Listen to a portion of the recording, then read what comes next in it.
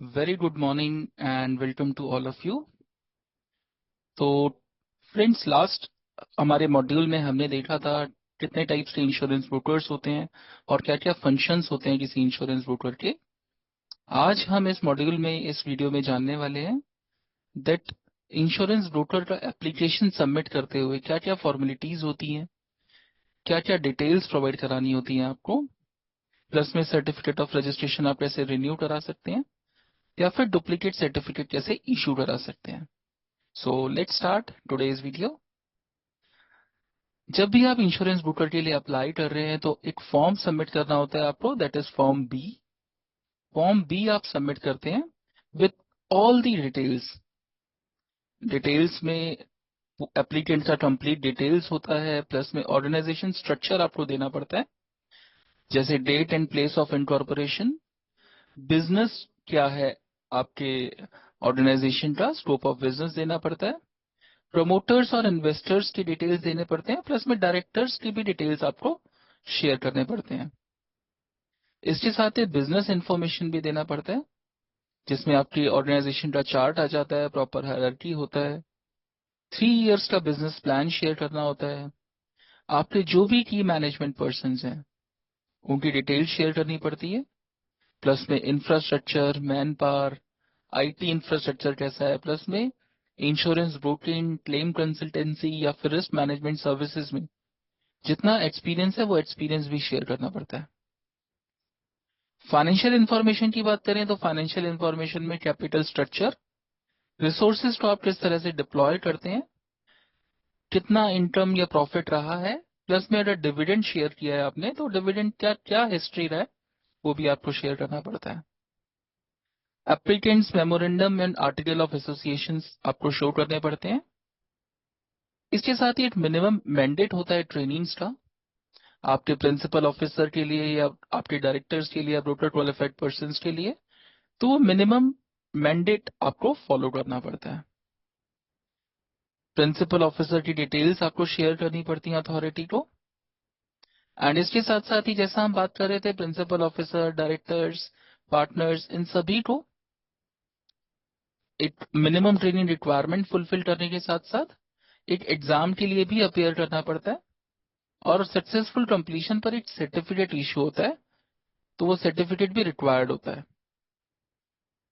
इसके साथ ही principal officer को एक डिक्लेरेशन सबमिट करना पड़ता है कि जो भी एप्लीकेंट है, डायरेक्टर्स, पार्टनर्स, खुद प्रिंसिपल ऑफिसर या फिर की management persons, they are fit for this profile and they are not suffering from any of the disqualifications as per section 42D of the act। इस सेक्शन 42D में क्या क्या आपके disqualifications होते हैं? Minor, unsound mind, guilty of criminal misappropriations, या किसी fraudulent activities में इन्वॉल्वमेंट तो नहीं रहा है, या फिर violation of code of conduct. तो इसी से रिलेटेड एक डिक्लेरेशन सबमिट करना पड़ता है प्रिंसिपल ऑफिसर को।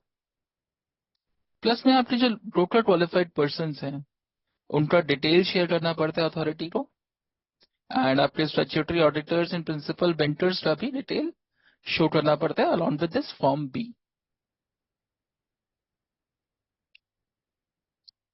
इसके साथ ही आपका कैपिटल क्या है, नेटवर्क कितना है, प्लस में डिपॉजिट रिक्वायरमेंट्स जो होती हैं अथॉरिटी की एज पर मैंडेट, वो आपको फुलफिल करनी पड़ती है। किसी भी ब्रांच ऑफिस से ऑपरेट करने के लिए आपको at least one broker qualified person in each life insurance and general insurance segment में रिक्वायर्ड होता है। अगर आप लाइफ इंश्योरेंस में सिर्फ ऑपरेट कर रहे हैं एज एन डायरेक्ट ब्रोकर तो आपको सिर्फ एक ब्रोकर क्वालिफाइड पर्सन चाहिए लाइफ इंश्योरेंस में। अगर जनरल इंश्योरेंस में आप ऑपरेट कर रहे हैं एज एन डायरेक्ट ब्रोकर तो आपको 8 ब्रोकर क्वालिफाइड पर्सन चाहिए पर branch for carrying out general insurance business. लेकिन अगर आप डायरेक्ट ब्रोकर हैं for both life and general insurance तो आपको अपने हर ऑफिस के लिए एक ब्रोकर क्वालिफाइड पर्सन का रिक्वायरमेंट होता है, लाइफ और जनरल दोनों सेगमेंट्स के लिए। अगर किसी कंडीशन में आपके ब्रोकर क्वालिफाइड पर्सन एग्जिट करते हैं आपके ऑर्गेनाइजेशन से तो आपको अथॉरिटी को उसके बारे में अपडेट करना पड़ता है, एंड फॉर द टाइम बिन उस ब्रांच से उस स्पेसिफिक सेगमेंट में बिजनेस ऑपरेट करना स्टॉप करना पड़ता है।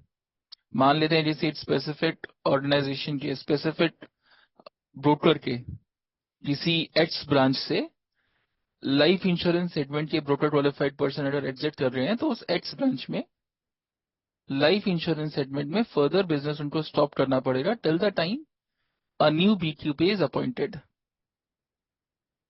तो आपको कोशिश करना चाहिए कि जल्दी से जल्दी एक नया ब्रोकर क्वालिफाइड पर्सन आप अपॉइंट करें वहां के लिए, and for the time being आपको वो बिजनेस स्टॉप करना है और अथॉरिटी को अपडेट करना है उससे रिलेटेड। इसके साथ ही मिनिमम क्वालिफिकेशन, जैसा कि मैंने पहले भी बताया था, एक ट्रेनिंग पास करना होता है आपके प्रिंसिपल ऑफिसर और आपके ब्रोकर क्वालिफाइड पर्सन को, एंड उसके बाद एक एग्जाम के लिए भी अपेयर होना पड़ता है। प्रिंसिपल ऑफिसर को इंश्योरेंस सेक्टर का एक्सपीरियंस हो ऐसा प्रेफर किया जाता है, एंड डिटेल शेयर करना पड़ता है that whether applicant is involve in any other business except the details in MOA या AOA, यानी मेमोरेंडम ऑफ एसोसिएशन या फिर आर्टिकल ऑफ एसोसिएशन के अलावा क्या आपका किसी और बिजनेस में इन्वॉल्वमेंट है, ये डिटेल भी आपको फर्दर शेयर करना होता है। मिनिमम ट्रेनिंग की हम रिक्वायरमेंट की बात कर रहे थे, तो that training is 50 hours. 50 hours का मिनिमम ट्रेनिंग उनको कंप्लीट करना पड़ता है, एंड ये ट्रेनिंग कंप्लीट करने के बाद उनको एक एग्जाम क्लियर करना पड़ता है। ये exam currently national insurance academy Pune द्वारा अरेंज किया जाता है, एंड ट्रेनिंग कंप्लीशन के 8 साल के अंदर अंदर इनको एग्जाम क्लियर करना पड़ता है। एग्जाम क्लियर करने पर एक सर्टिफिकेट इशू किया जाता है जिसका वैलिडिटी 3 साल के लिए होता है। एप्लीकेशन एंड रिन्यूअल फीस की बात करें तो डायरेक्ट ब्रोकर के लिए जो एप्लीकेशन फीस है, ये non refundable application processing fees है जिसकी हम बात कर रहे हैं, दैट इज 25,000। री इंश्योरेंस ब्रोकर के लिए 50,000 और कंपोजिट ब्रोकर के लिए 75,000 रुपए। इसके साथ ही आपको जो इन प्रिंसिपल अप्रूवल के लिए पैसा देना पड़ता है, दैट इज फ्रेश एप्लीकेशन के लिए 50,000 in case of direct broker, और रिन्यूअल एप्लीकेशन के साथ 1 लाख रुपीज देना पड़ता है for a period of 3 years, and this is for in principle approval. री इंश्योरेंस ब्रोकर के लिए फ्रेश एप्लीकेशन के लिए 1.5 लाख और रिन्यूअल के लिए 3 लाख रुपीज सबमिट करने पड़ते हैं, और for composite broker fresh application के लिए 2.5 लाख और रिन्यूअल के लिए 5 लाख रुपीज का फीस आपको पे करना पड़ता है।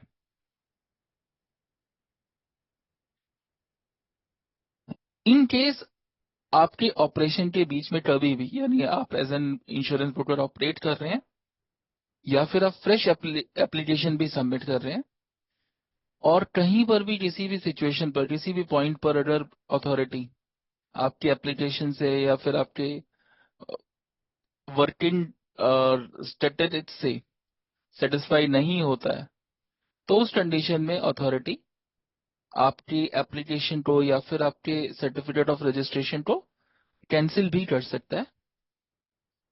लेकिन ऐसा सर्टिफिकेट ऑफ रजिस्ट्रेशन कैंसिल करने से पहले, आपकी एप्लीकेशन रिजेक्ट करने से पहले, अथॉरिटी आपको प्रॉपर अपॉर्चुनिटी देता है दैट आप वो डिटेल्स फुलफिल कर सकते हैं, वो जो रिक्वायरमेंट्स हैं अथॉरिटी की तरफ से जो रेज की गई हैं उनको फुलफिल कर सकते हैं। लेट सपोज आपने कोई एप्लीकेशन रेज करा for fresh certificate of registration, and authority को लगता है कि कुछ और फर्दर डिटेल्स की रिक्वायरमेंट है या फिर कुछ और क्लैरिफिकेशन चाहिए या एडिशनल इन्फॉर्मेशन चाहिए, तो उसके लिए वो आपको एक रिक्वेस्ट रेज करते हैं फॉर एडिशनल इन्फॉर्मेशन, एंड उस रिक्वेस्ट के ऊपर आपको 30 दिन के अंदर अंदर रिवर्ट करना पड़ता है। अगर रिक्वायर्ड है तो आपके प्रिंसिपल ऑफिसर को एक पर्सनल प्रेजेंटेशन के लिए भी हो सकता है विजिट करना पड़े अथॉरिटी के पास अलॉन्ग विथ एप्लीकेशन।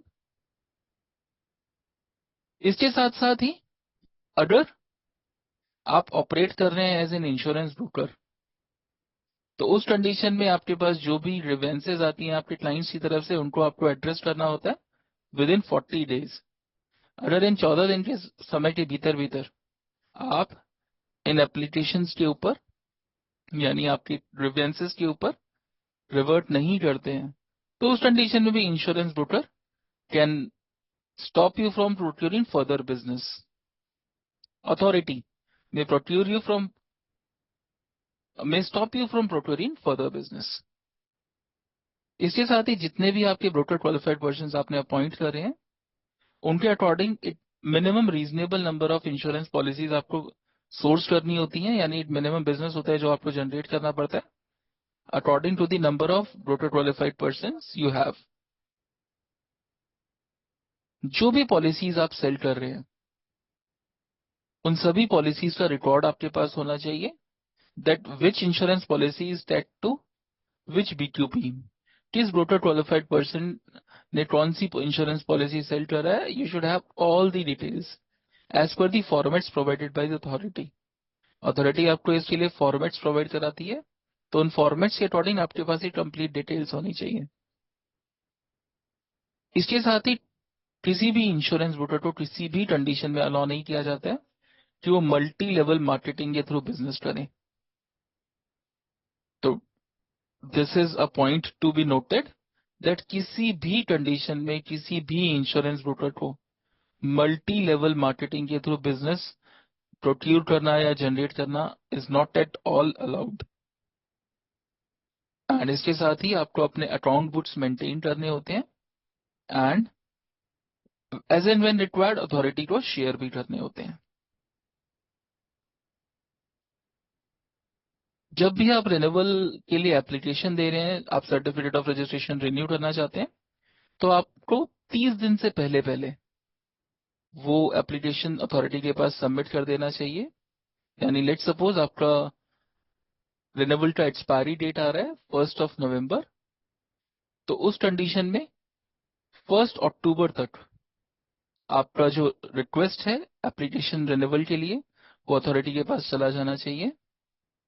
अगर इन 30 दिन के से पहले आप अप्लाई नहीं कर पाते हैं, लेट सपोज 1 नवंबर को आपका सर्टिफिकेट रिन्यूअल के लिए ड्यू है और आप 1 अक्टूबर तक अप्लाई नहीं कर पाते हैं रिन्यूअल के लिए, तो उस कंडीशन में you need to submit a extra fee of 100 rupees with your application. ये जो विंडो होता है एप्लीकेशन रिन्यूअल के लिए अप्लाई करने का, 90 डेज पहले से ओपन हो जाता है। यानी जैसे कि मैं एग्जांपल दे रहा था, 1 नवंबर को आपका एप्लीकेशन रिन्यूअल ड्यू है, तो उस कंडीशन में आप 1 अक्टूबर से पहले पहले तो अप्लाई कर ही सकते हैं, लेकिन एप्लीकेशन के लिए आप रिन्यूअल रिक्वेस्ट 1 अगस्त के बाद कभी भी दे सकते हैं। तो 1 अगस्त से लेकर 1 अक्टूबर के बीच में आपके पास टाइम है जब आप रिन्यूअल एप्लीकेशन के लिए रिक्वेस्ट रेज कर सकते हैं। इसके साथ साथ ही अगर किसी रीजन की वजह से आप रिन्यूअल रिक्वेस्ट नहीं दे पाते हैं और आपका सर्टिफिकेट ऑफ रजिस्ट्रेशन एक्सपायर हो जाता है, उस कंडीशन में एक्सपायरी के 60 दिन के अंदर अंदर अगर आपके पास वैलिड रीजंस हैं तो आप उन वैलिड रीजंस के साथ अथॉरिटी को अप्रोच कर सकते हैं। और अगर अथॉरिटी को लगता है कि आपके रीजंस वैलिड है, तो with a fees extra fees of 750 rupees आपके सर्टिफिकेट ऑफ रजिस्ट्रेशन को रिन्यू कर दिया जाता है। बट अगर आप 60 दिन तक भी अथॉरिटी को अप्रोच नहीं करते हैं रिगार्डिंग रिन्यूअल, उस कंडीशन में आपके सर्टिफिकेट ऑफ रजिस्ट्रेशन को सीज कर दिया जाता है और आप फर्दर बिजनेस प्रोक्यूर नहीं कर सकते हैं। इस कंडीशन में फर्दर न्यू बिजनेस प्रोक्यूर करने से आपको रोक दिया जाता है और आप सिर्फ उन्हीं पॉलिसीज को सर्विस प्रोवाइड करा सकते हैं जो पॉलिसीज आप ऑलरेडी इशू कर चुके हैं। एंड ये जो एग्जिस्टिंग पॉलिसीज है जिसको आप सर्विस प्रोवाइड करा रहे हैं, ये सर्विसेज भी आप मैक्सिमम 6 मंथ्स के लिए ही प्रोवाइड करा सकते हैं। इन 6 मंथ्स में you have to make sure that you need to transfer this business to a new insurance broker. Renewal requirement, जब भी आप रिन्यूअल के लिए अप्लाई कर रहे हैं तो एक फॉर्म होता है फॉर्म के, जो आपको सबमिट करना पड़ता है, जिसमें अगेन आपको एप्लीकेंट की डिटेल्स देनी है, ऑर्गेनाइजेशन स्ट्रक्चर देना है, अगर उसमें कुछ चेंजेस हैं तो बिजनेस इंफॉर्मेशन देना है जिसमें 3 इयर्स का बिजनेस प्लान, अगर की मैनेजमेंट पर्सन में कोई चेंजेस हैं तो वो अपडेट करना है, इंफ्रास्ट्रक्चर मैन पावर और आईटी इंफ्रास्ट्रक्चर का डिटेल शेयर करना है, प्लस में फाइनेंशियल इंफॉर्मेशन में वही सब डिटेल्स, कैपिटल, इंफ्रास्ट्रक्चर, डिप्लॉयमेंट कैसे है, इनकम एंड प्रॉफिट, प्लस में डिविडेंड हिस्ट्री। इसके साथ ही रिन्यूअल चेकलिस्ट होता है जो डायरेक्टर्स, पार्टनर्स और प्रिंसिपल ऑफिसर को डेली साइन करके शेयर करना होता है। शेयर होल्डिंग पैटर्न भी आपको शेयर करना पड़ता है, duly signed by a certified chartered accountant. List of broker qualified person देना पड़ता है अलॉन्ग विद ब्रांच ऑफिसर्स जहां से वो ऑपरेट कर रहे हैं। आपके प्रीमियम का business figures and top 10 clients year wise पिछले 3 साल का डेटा आपको शेयर करना पड़ता है। इसके अलावा प्रिंसिपल और ब्रोकर क्वालिफाइड पर्सन को रिन्यूअल के लिए 25 घंटे का एक ट्रेनिंग अटेंड करना पड़ता है। एंड वो ट्रेनिंग कंप्लीट करने के बाद 25 घंटे का ऑनलाइन ट्रेनिंग कंप्लीट करने के बाद एक सर्टिफिकेट इशू कर दिया जाता है अथॉरिटी की तरफ से, and this is your renewal certificate, जो कि अगेन वैलिड होता है फॉर नेक्स्ट 3 इयर्स। इसके साथ ही अगर अथॉरिटी को लगता है कि आपकी एप्लीकेशन में कुछ और डिटेल्स का रिक्वायरमेंट है, तो अथॉरिटी आपसे वो फर्दर एक्स्ट्रा इन्फॉर्मेशन के लिए आपको रिक्वेस्ट भेज सकता है। एंड विद इन 21 डेज, 21 दिनों के अंदर अंदर आपको उस रिक्वेस्ट के ऊपर वो डिटेल्स प्रोवाइड करानी होती है। अगर वो डिटेल्स आप नहीं प्रोवाइड करा पाते हैं विद इन 21 डेज, तो फॉर द टाइम बीइंग आपके सर्टिफिकेट ऑफ रजिस्ट्रेशन को सस्पेंड कर दिया जाता है। डिटेल्स प्रोवाइड कराने के बाद जब अथॉरिटी सेटिस्फाइड हो जाता है तो आपकी एप्लीकेशन को रिन्यू कर दिया जाता है for a period of 3 years, जैसा कि मैंने पहले भी बताया था। अगर अथॉरिटी कहीं पर भी अथॉरिटी को लगता है कि आप रिन्यूअल रिक्वायरमेंट्स को सेटिस्फाई नहीं कर पा रहे हैं, तो आपकी एप्लीकेशन को कभी भी रिजेक्ट किया जा सकता है। एंड अगेन वही प्रोसेस है, आपको 30 दिन के अंदर अंदर आपको अब उसके बारे में अपडेट किया जाता है। एंड अगर आपको लगता है आप इसके अगेंस्ट अपील करना चाहते हैं, तो सिक्योरिटीज एपेलाइट ट्रिब्यूनल में जाके आप अपील भी कर सकते हैं। और आपका अगर एक बार सर्टिफिकेट ऑफ रजिस्ट्रेशन सीज हो जाता है, कैंसिल हो जाता है, तो उस कंडीशन में विद इन 6 मंथ्स आपको वो बिजनेस ट्रांसफर करना पड़ता है to any other insurance broker. And for the time being आप नया और फ्रेश बिजनेस प्रोक्योर नहीं कर सकते हैं, एंड सिर्फ उन्हीं पॉलिसीज को सर्विस दे सकते हैं जो आप ऑलरेडी सोर्स कर चुके हैं, and that too only for a period of maximum 6 months. और 6 मंथ्स के अंदर अंदर आपको वो बिजनेस किसी दूसरे इंश्योरेंस ब्रोकर को ट्रांसफर करना होता है। इसके साथ ही मान लेते हैं कभी अगर आपका सर्टिफिकेट ऑफ रजिस्ट्रेशन लॉस्ट हो जाता है, डिस्ट्रॉयड हो जाता है, डैमेज हो जाता है, तो आप एक डुप्लीकेट सर्टिफिकेट ऑफ रजिस्ट्रेशन के लिए अप्लाई कर सकते हैं along with a fees of 1000 rupees. यहाँ पर आपको कंप्लीट डिक्लेरेशन देना पड़ता है regarding the loss of certificate या डिस्ट्रक्शन या डैमेज ऑफ सर्टिफिकेट, किन सिचुएशंस में वो सर्टिफिकेट खोया है, डैमेज हुआ है, वो कंप्लीट डिटेल शेयर करनी पड़ती है। एंड उसके बाद अथॉरिटी अगर सेटिस्फाई होता है तो वो आपको एक डुप्लीकेट सर्टिफिकेट ऑफ रजिस्ट्रेशन दे देता है, जिसमें ये एंडोर्स होता है कि this is a duplicate certificate. So this is all about the application process and renewal process for certificate of registration. We'll soon come back with our next video. Till the time, stay tuned. Thank you.